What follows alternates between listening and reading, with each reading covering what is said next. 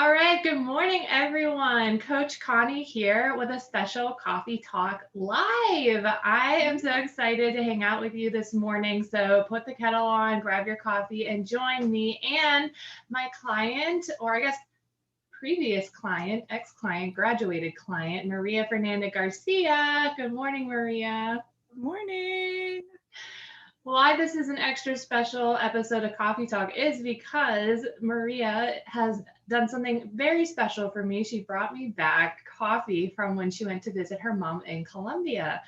And at my request, I asked for some amazing coffee beans. But what she also did was bring me back traditional bag of coffee to share with me the experience of what actual Colombians, to her knowledge, uh, how they drink their coffee, which I think is so cool because I am very far from coffee snob. I want to like experience the way the coffee growers drink their coffee and just how it is enjoyed all over the world. So this is super fun. And while we brew the coffee, Maria is going to share with us her experience in the coaching program. So good morning, Maria. I am so glad you're here. And tell us a little bit about first what usually goes into Colombian coffee. I have the ingredients here, but you tell me what it's like. Well, there's, as you know, Colombians love their coffee. And there's many different ways. This is like the most basic, like coffee at home type of experience, I guess. It's basically just a pot that stays on the stove all day long and you just keep on reheating the coffee. So it's boiled water and coffee grounds, and you add cinnamon, cloves, and you kind of just bring that to a boil. And then you sweeten it with panela, which is raw cane sugar. Connie, I think you're gonna make some syrup, right? So basically the panela is in a separate pot, and you boil it in some water to make a syrup, and it's just gonna be your sweetener for your coffee. Great. Let's start with that. Yeah. So I bought some panela. I have seen this lump of brown stuff at Food Bazaar every single time I went, and I never knew what it was. A lot of times it's not in English, or I'm just like walking past it, like, oh, that's one of the other ethnic food aisles that I have no idea what to do with. And then when we started talking about this coffee, Maria explained what it was. I Googled it and I was like, I've seen that before. I think I can find that.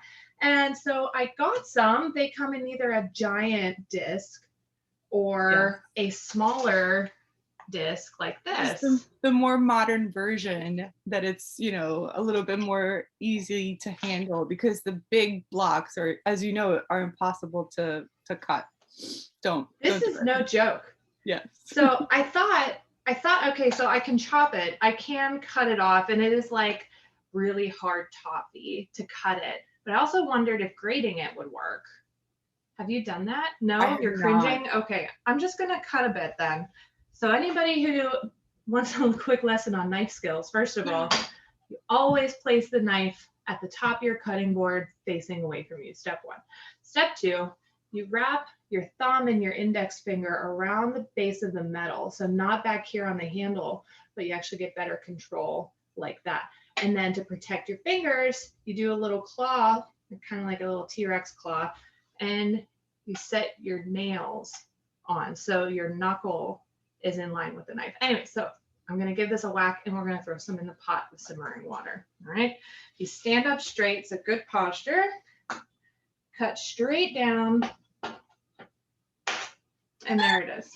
You did it. You're so nervous. You're so nervous. I was, because I've been there. It's so stressful. Yeah, so here's the panela. Mm-hmm. Yeah, it basically breaks down into what looks like my brown sugar bag when we leave the canister open for too long.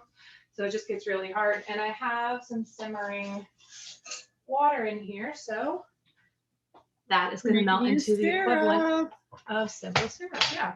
And I like a little sweetness in my coffee. So sweetener is simmering. Where are we at next? We're going to basically boil it all together. The coffee, the cinnamon sticks, and the cloves, which is basically. How do you pronounce this? Sello rojo. That's rojo? The most basic coffee that you can find in the supermarket. Like the Maxwell House or Folgers or Dunkin' Donuts? Yeah, I would say like the Folgers. It's very inexpensive and just, I mean, for the price, it's a good flavor. But again, like it's the same, it's a type of coffee that you would just have in your house and you kind of just drink throughout the day. Okay, I put 5 tablespoons in there. I have some water that's already hot to expedite this. Nice. So as we previously mentioned before we got on the call, 1 scoop to 6 ounces a cup of coffee is the standard universal accepted measurement. So that is 6 ounces times 5 is about 30. I'm doing just under 32 ounces here of water. Math. Wow, it's really early for math. It is.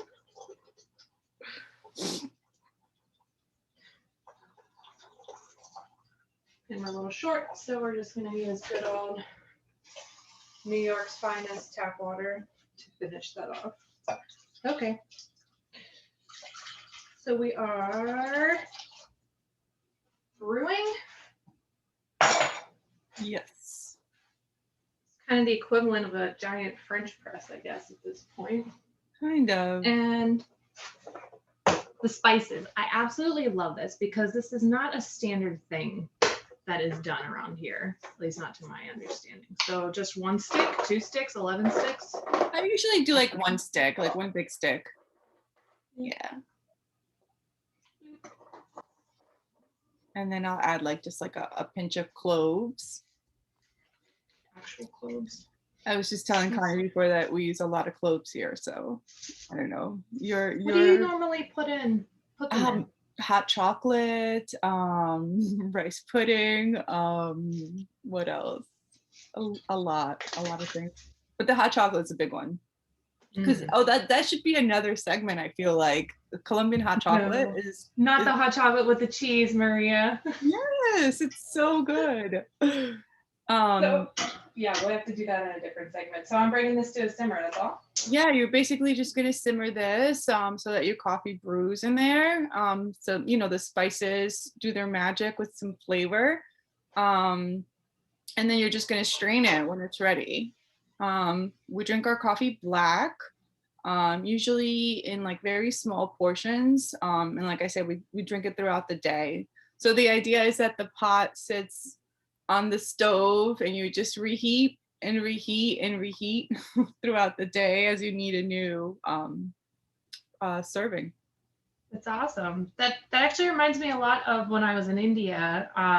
First of all, I took this like 2-hour-long scooter drive with my husband up and over mountains to this spice farm that was supposed to be like a really cool place to visit. But we were like, I mean, every single map was in Hindi and we were just winging it, hoping that we did not get lost. Like it was up a mountain. We had to go like scoot around cows crossing the street. It was like the most ridiculous adventure. But when we got there, we were greeted with a cup of like a tumbler of hot coffee with milk and cardamom pods. So they steep their coffee with cardamom, and it was such a special flavor. And I think of that coffee and that experience every time I smell cardamom. So your spice combination reminded me of that, and I'm really excited to try it. But yeah, with chai tea, with masala chai tea in India, they leave it on all day long too, because the longer that those flavors just cook, the better it gets. Yeah, it just sits there. It just gets even better, especially like in the afternoon. You just kind of like, okay. Really when you need it. Yeah. Okay, cool. So while that's steeping then, let's talk for a bit about your coach, your client experience. So why, we started working together, how long ago that was, and you know, you talked to me a little bit about how your expectations were different in the beginning, but what you got in the end was so different and so much more special. So do you want to talk for a minute about that? Yeah. So we started, I think you were running a test program the very first time, which I think is how I met you virtually. And then you started doing these free workouts at the beginning of the pandemic. And it was just like perfect timing with what I needed. It was just great to kind of just get moving after, like, being in lockdown and just reevaluating my life. um, so yeah, the coaching started shortly after those workouts. I started in it with, like, the mindset that most people go with. I just want to lose weight, and I just want to get fit and lose weight, and that's it. And what came out of it was just like so different than what I walked in with. It just kind of was like all about like restructuring, like just the way you think about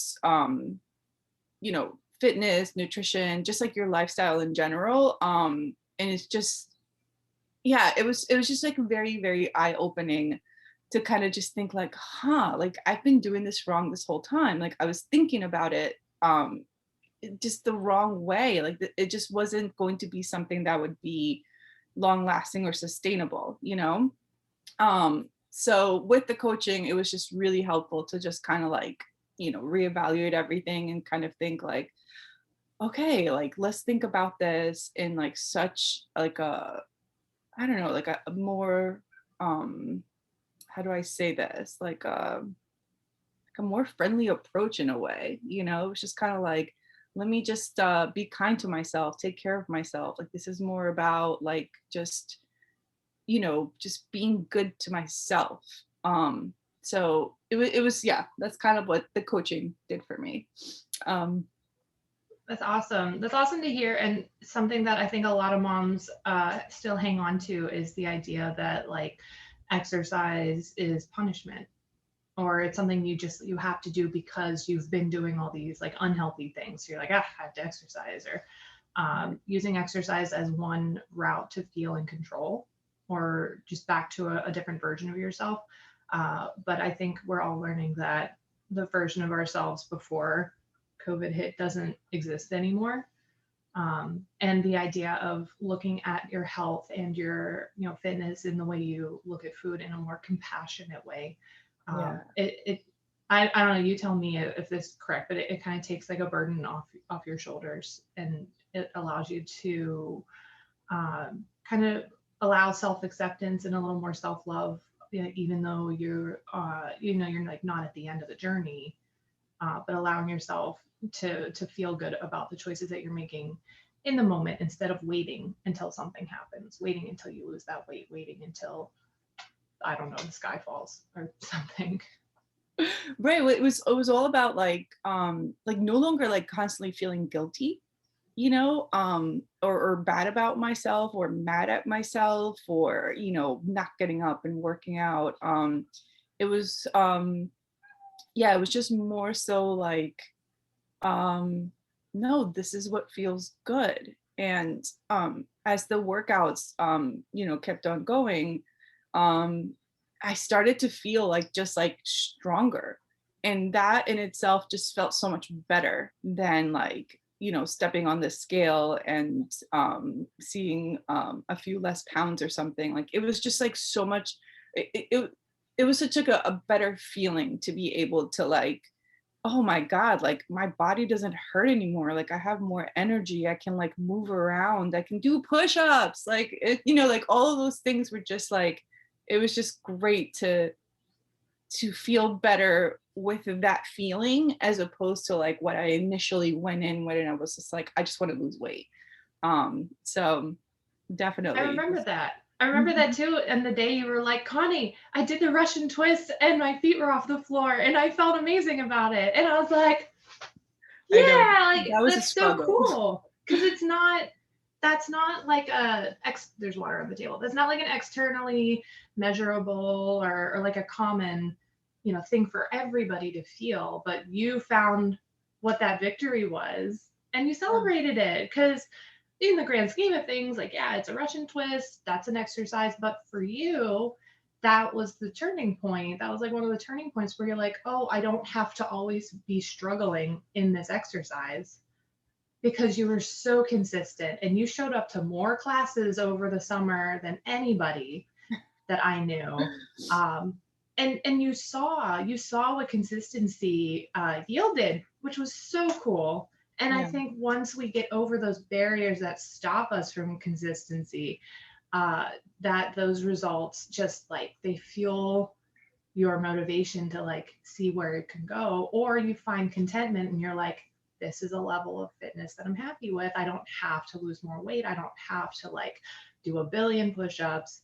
And I think this is a feeling that we don't know, that a lot of women don't, um, that they're not familiar with the idea of being in this kind of like flow state of fitness where you're just maintaining a level. It's like you always got to.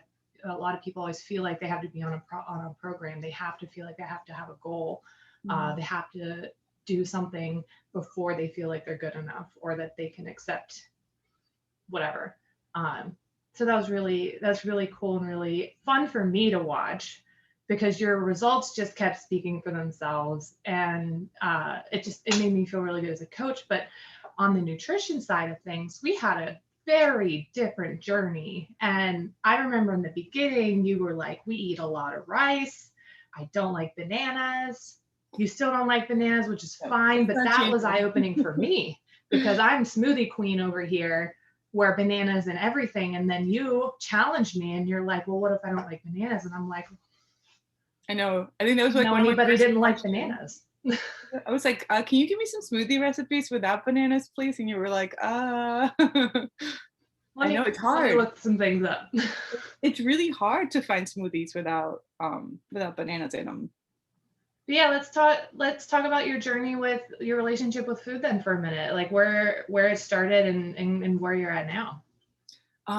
So I did not pay attention to what I ate before. Like I mean, some healthy choices were definitely in there, but it just wasn't like I wasn't like measuring, counting, or like even just like thinking of things that I was supposed to be doing.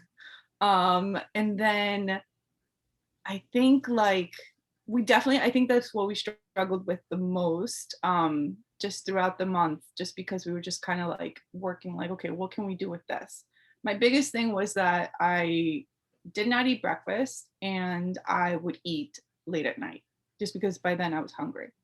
Um, so the two big things that came out of it was that I need to eat breakfast. Like that's just like it just totally like once I finally like made the effort and like would actually eat breakfast every day, like it would just change like my hunger patterns throughout the day. And I definitely did not feel that hunger anymore at night. So it was just kind of like, okay, if I wanted to eat something at night, it's like, am I really hungry or is it just because I want to eat something because I'm used to it? Um, and then the other thing was the protein intake, which I never ever measured or looked into protein numbers. And that again, once we were able to figure out like how much protein I should be eating in a day, it really did fuel me that like I would just be full and satisfied and not like hungry at weird hours or like so it's just really helpful now to know, okay, I need to kind of keep in mind like how much protein I should be eating. Am I eating enough protein? And this could be why I'm hungry. Yeah, and I think the adjustment in your protein intake allowed you to kind of back off the like you didn't feel like you needed to eat as many carbs to feel full. And as somebody who was exercising as much as you were, you needed that protein to facilitate the strength gain that you achieved. So everything kind of fell into place together. But what you noticed, and what's true for everybody who I work with, is that we didn't do all of this at the beginning. We didn't completely overhaul your whole nutrition plan, your whole workout schedule from the jump. We picked one thing to work on every month, and then we adjusted it along the way to see, like, okay, did this work? What can we do more of? What do we need to change? And then things sort of fell into place. Mm-hmm. Yeah. Yeah. So now, with your nutrition, with how you plan meals, like how do you look at it now? Like, does it still take as much time during the week to plan meals? Is putting a healthy plate together something that's easier for you now? It's so much easier now, honestly. Like, the meal planning, it's been a few months now, so it's just kind of like repeat at this point, like, which is really helpful. At the beginning, it was just like, oh, what are we gonna eat this week? Oh my God, like it would take me forever to just kind of sit down and make the meal plans. But now it's just kind of like, okay, well, just we did that last time, let's do it again. And it's just it's kind of crazy, like how my brain just automatically like restructures like my plate, like I just know that, like, no, I need more protein and more veggies, and I'm actually like not eating as like as much carbs. Like I just don't, I've gotten used to it. So it's really nice to just not, like, I'm okay if I don't eat rice, it's fine. I'm gonna be okay. So it's just kind of great that, like, I'm always like kind of just conscious of like what each meal looks like, which I didn't used to do before. Before I was just kind of like, That's awesome. whatever's there. Okay, so you went through the whole gauntlet. You've been stuck with me for at about 6 months, if not a little longer now. Oh gosh, has it been 6 months already? I mean, March is coming up, and we started doing the workouts together back then. So I'm through. Oh my gosh. Happy anniversary. I'll send flowers or a kettlebell or something. And good morning. So the last thing I'll ask then is what kind of moms, or who would you recommend the coaching program for? Oh my gosh, everyone. Like it would just, like it's just working mom, stay-at-home mom, like any I know your program's geared towards moms, but it's totally possible, it's totally doable. I think the fact that we have you for accountability, like constantly like checking in on us, discussing things, reevaluating things, like all of that just really helped, because no matter, if you're really busy, it still kind of helps to have someone to help you like along the journey. As like during our 6 months, I went from, being at home all the time and now to working full time. And there was always like a way to kind of just like make it work in some way. Like, it's just, that's the beauty of like the flexibility. And then again, like the accountability with you there just really, really helps. So I think it's for everyone can do it. That's so great to hear. So I so appreciate that, and I am so proud and impressed at your progress that you had made. I absolutely loved connecting and checking in every month to see how you were just crushing it. And I think one of my favorite things was to like teach and show you how you're allowed to celebrate the victories and the progress that you're making along the way, because I just had all this awesomeness and happiness for you that I wanted to give right back and let you see how impressive it was. So I love that I am not working with you anymore, because that's my ultimate goal, right? I don't want to have to keep you all forever, as much as I love you, but I want moms to be fully functioning badasses that can just let healthy lifestyle, let their exercise, let their nutrition be effortless.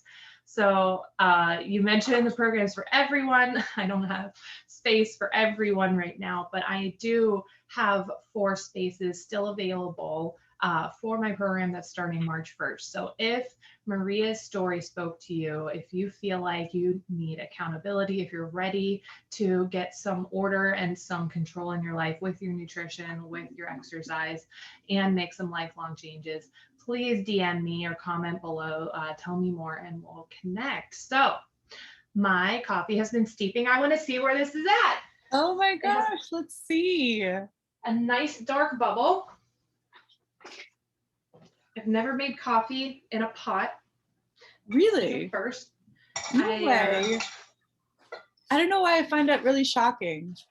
Sorry, my kid keeps coming to say hello. Hi. Yeah. Hi. We all have kids. Mine is being managed by my husband upstairs, which is why it's so quiet here.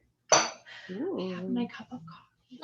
And I want to show you guys the syrup as well. And color pink. Do your kids drink coffee, Maria? My older one does. I drink sweet coffee. Yeah.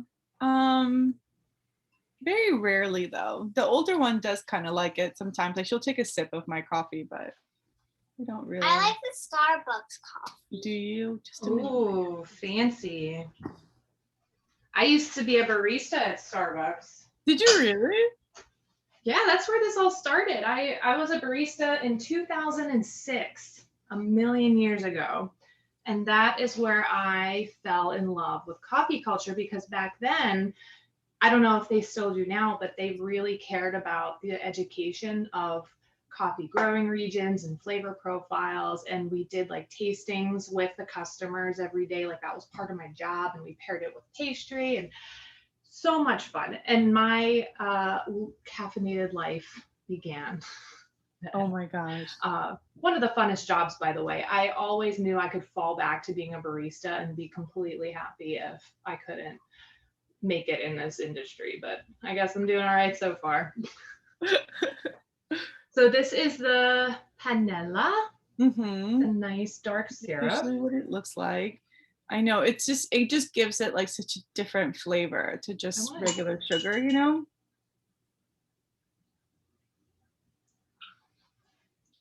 It's almost, ooh. Yeah. I can't. You see what I mean, right? It's not just brown sugar. There's definitely. And it's not like syrup, but it's something in the middle. That's interesting. So you drink a black. I'm not a black coffee drinker, but I'm going to do this for the sake of the experience. A little bit of sweetener and then a little bit of coffee. That steamy hot cup. You might need a little bit more sweetener. Oh, you're yeah, especially if you don't drink it black. Absolutely. I'm gonna get my toddler spoon. Oh, so cute. There you go. Coffee with my pal Maria. Hi. All right, one sip. It's very hot. Oh my gosh. That is so good. That is so different. And I see how the sweetness makes it, you don't need the milk. You don't have to have it.